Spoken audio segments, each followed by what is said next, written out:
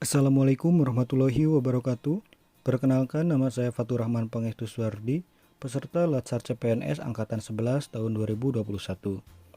Pada kali ini saya akan memaparkan resume mengenai komitmen mutu. Komitmen mutu merupakan sebuah janji pelaksanaan pelayanan publik dengan berorientasi pada kualitas hasil sehingga kepuasan masyarakat dapat tercapai. Kemudian terdapat 4 nilai-nilai dasar komitmen mutu. Yang pertama yaitu efektivitas, yang kedua efisiensi, yang ketiga inovasi, kemudian yang keempat orientasi mutu. Yang pertama efektivitas, yaitu keadaan yang menunjukkan tingkat keberhasilan atau pencapaian suatu tujuan yang diukur dengan kualitas, kuantitas, dan waktu, sesuai dengan yang telah direncanakan sebelumnya. Kemudian yang kedua adalah efisiensi. Efisiensi yaitu ketepatan cara dalam melakukan sesuatu dan kemampuan dalam melaksanakan tugas dengan baik dan tepat, tanpa membuang waktu, biaya, serta tenaga. Yang selanjutnya yaitu inovasi. Inovasi merupakan penemuan baru yang berbeda dari yang sudah ada atau yang sudah dikenal sebelumnya berupa gagasan, metode, atau alat. Kemudian yang keempat, orientasi mutu.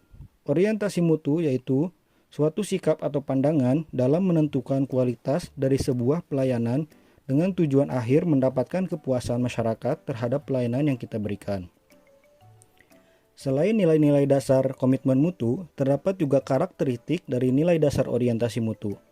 Yang pertama yaitu komitmen pada kepuasan customer, yang kedua kecepatan, keramahan, dan ketepatan, yang ketiga melayani dengan sepenuh hati, kemudian yang keempat, melindungi dan mengayomi. Yang kelima yaitu perbaikan berkelanjutan.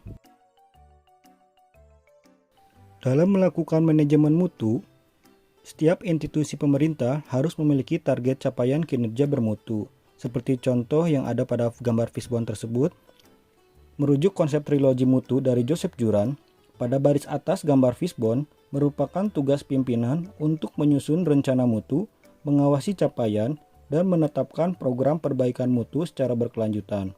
Pada baris bawah gambar fishbone merupakan tanggung jawab aparatur untuk mengikuti sosialisasi terkait rencana mutu yang sudah ditetapkan oleh pimpinan.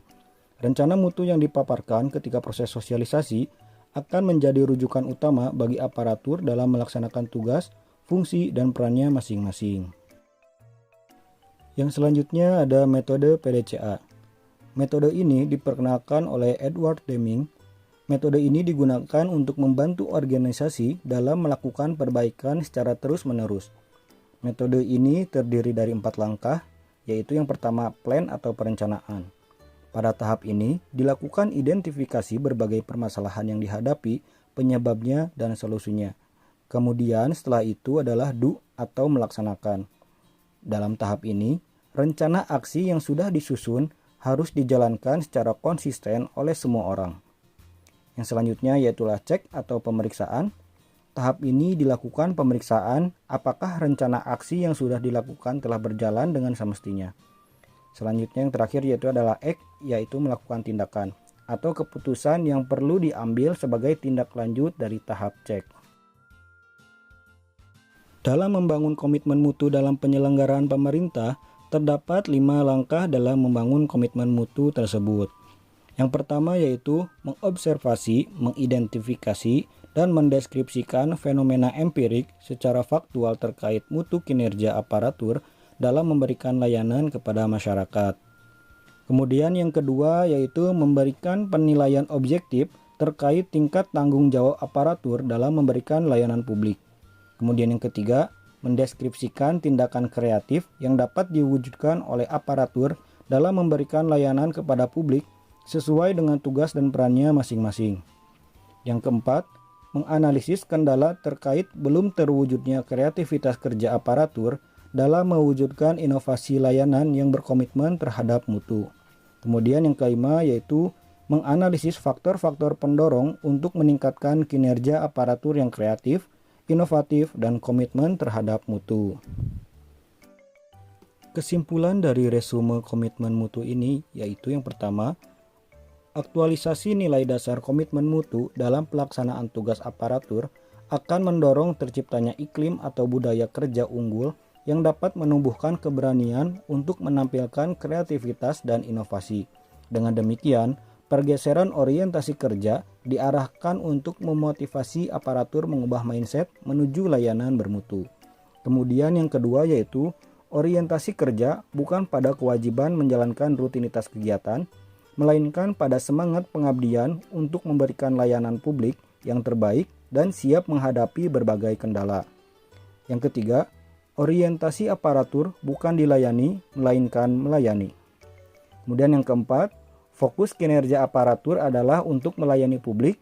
Kemudian yang kelima, kewajiban aparatur adalah memberikan layanan publik yang adil dan bermutu untuk membangun kepercayaan masyarakat terhadap pemerintah. Yang keenam, setiap aparatur mesti memiliki sense of quality dan semangat belajar tinggi, sehingga menimbulkan keberanian berpikir alternatif, berani bertanya, dan bahkan berbeda pendapat, demi untuk kebaikan dan kemajuan bangsa dan negara dalam menghadapi globalisasi, khususnya megatrend Asia. Cukup sekian pemaparan resume komitmen mutu dari saya. Mohon maaf apabila ada kesalahan dari perkataan atau isi. Wabillahi taufiq wal hidayah.